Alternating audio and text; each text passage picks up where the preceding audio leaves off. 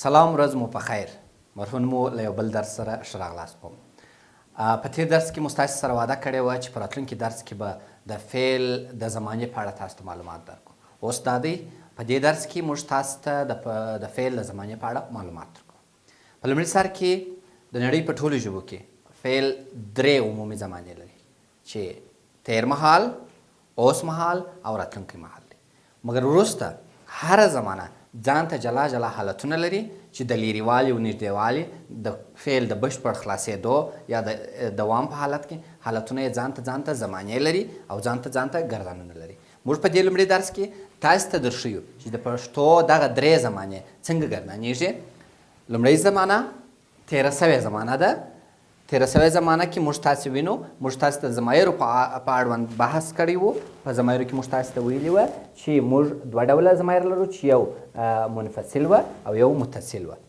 دلته تاسو وینئ د منفصل ضمیرونه په راوړلو سره په آخر کې منفصل ضمیرونه د یو ځای کولو سره او د یوه و په اضافه کولو سره موږ تېره سوې زمانه جوړه کړې ده. زه یې وبللم، ته یې وبللې، ده یې وبللی، دا یې وبلله، موږ یې وبللو، تاسو یې وبللاست، دوی یې وبلل او دوی یې وبللې. دغه دوه دوی موږ تاسې په ضمایرو کې ویلي وه چې یو د مؤنث دپاره یو د مذکر دپاره راځي. یوازې فرق یې په فعل کې دی. دوی یې وبلل یعنې دوی نارینه یې وبلل او دوی یې وبللې یعنې دوی ښځینه یې وبللې. بله زمانه د اوس زمانه ده. هغه کار چې په اوس کې جریان لري، نه په تېر پورې اړه لري نه په راتلونکي کې لري.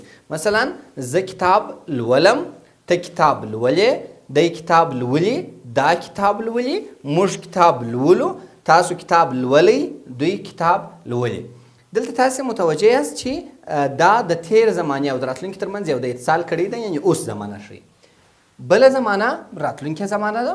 د راتلونکې زمانې او اوس زمانې توپیر یوازې دا دی چې د یوه ب په زیاتولو سره موږ راتلونکې زمانه د اوس زمانې څخه بېلوو، ځکه چې دغه اوس زمانه جریان لري او راتلونکې زمانه په راتلونکي کې به داسې یو کار وسي. زه به ډوډۍ خورم، ته به ډوډۍ خورې، دی به ډوډۍ خوري، دا به ډوډۍ خوري، موږ به ډوډۍ خورو، تاسو به ډوډۍ خورئ، دوی به ډوډۍ خوري. دلته هم د اوس زمانې په څېر د دوی دپاره یوازې یو ډول فعل راځي چې د خوري دی او دلته هم مشترکاً خوري او خوري. د دی او دا لپاره هم د خوري فعل مشترک استفاده کېږي. دوستانو تر دې ځایه پورې موږ دغه درې زمانې تاسو ته وړاندې کړلې. وروسته به په جلا جلا توګه د هرې زمانې هغه څانګې چې هغه خورا مهمې او ارزښتناکه دي او په خبرو کې ډېر د استفادې وړ دي تاسو ته وړاندې کړه. زموږ د دغه عمومي توګه د درو زمانو درس تر همدې ځایه و. تر بله درسه پورې مو خدای مل شه.